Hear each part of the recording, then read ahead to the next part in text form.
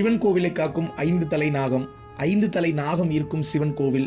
இந்த சிவன் கோவிலுக்குள்ள 5 தலை நாகத்தை உங்களால பார்க்க முடியும். இப்படி நிறைய காணொளிகள் பகிரப்பட்டு வருது. இந்த 5 தலை நாகம் உண்மையிலேயே இருக்கா இல்லையா? சிவன் கோவில்கள்ல மூலவருக்கு தலைக்கு மேல பாத்தீங்கன்னா நாகாபரணம் சொல்லப்படக்கூடிய அந்த 5 தலை நாகத்தை நம்மளால பார்க்க முடியும். இந்த 5 தலை நாகம் நம்மளுடைய ஐம்புலன்களை குறிக்குது. கண், காது, மூக்கு, வாய்மை அப்படின்னு ஐம்புலங்கள் இருக்குது. இவை தீய வழிகளில் ஈடுபடும் போது விஷம் கக்கும் நாகம் போல ஒரு மனிதன் துன்பத்துக்கு ஆளாகக்கூடிய சூழல் ஏற்படுது.